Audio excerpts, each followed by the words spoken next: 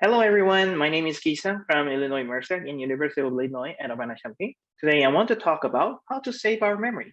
How do you remember your old memories? What did you do 20 years ago? When I was young, I wrote a diary every day. This is my diary when I was 7 years old. I drew myself in 20 years later. Indeed, I got a bachelor's degree. In photo, here are me and my father 15 years ago. Also, people wrote the book to store our knowledge. All these are non-analog methods. In terms of data storage, analog data requires large volume and their data processing is slow. These days, people digitize all analog data so we can save whole library in small hard disk drive. And you can find and process any information easily. In digital world, all information is expressed by binary numbers 0 and 1. So all text, images, and videos are stored in binary. For example, alphabet A is 01000001 in binary code. Binary equals to difference. Any different things can express the binary. For example, bird and down correspond to 0, while fish and up correspond to 1.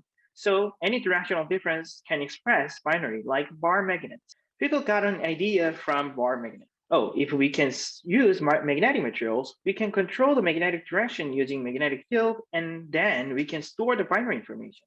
Figure shows that we create the magnetic field and control the magnetic direction like this for our magnets. Then what is the magnetic material? Magnetic materials consist of these spins. A spin is directional information of an electron's precession. Somewhat difficult concept.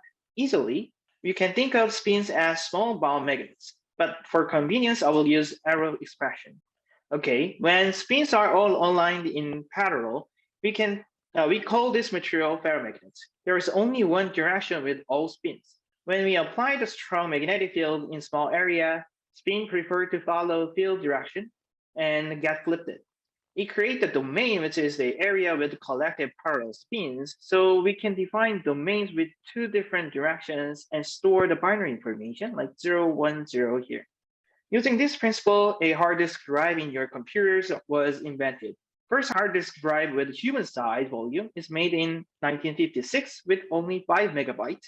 Nowadays, storage increased 4 million times larger and become 20 terabytes in hand. Do you have enough storage or do we need more storage? I'm a big fan of video game. Drive volume matters a lot. In 1985, Super Mario Bros. Only takes 40 kilobytes. After about 30 years, it becomes a 5.3 gigabytes, which is 1.3 million times larger. I need larger and faster storage device. Beyond the personal storage, industrial and scientific database keep growing. Using the large data sets, people have developed the artificial intelligence and applied to big data analysis. Thus, people need much larger and faster storage. To go beyond the ferromagnets, we need to find new candidates. Recently, antiferromagnet, which consists of the antiparallel spins, draw our attention. Why antiferromagnets? They can show faster response, about 1,000 times faster than ferromagnets, and they do not generate any stray field. This stray field is caused by non-magnetization, preventing the small size of device with ferromagnets. But antiferromagnet does not generate it, thus we can store compactly. As I said before, any difference can express binary. Instead of 180-degree difference, we are going to use 90-degree difference for antiferromagnet. Then, how to read and write data with antiferromagnets. We are going to use electrical method for writing and reading process. So antiferromagnets should be metallic. Writing can be implemented by current-induced switching, which first demonstrated in 2016. Antiferromagnetic covalent arsenide changed their orientation with 90-degree rotation by current pulse. For reading, we use anisotropic magnetic resistance. When the angle between current and the spin direction changes, electrical resistance also changes, so we can detect that change to read the binary information.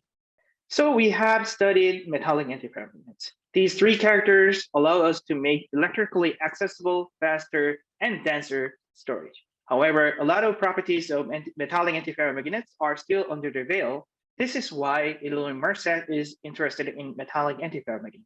In 1970, Professor Louis Neal won the Nobel Prize due to his work on antiferromagnets. In his lecture, he said antiferromagnets are interesting and useless. But I don't agree with useless of antiferromagnets. We will demonstrate that nothing is useless and we will save your memory through metallic antiferromagnet. Thank you.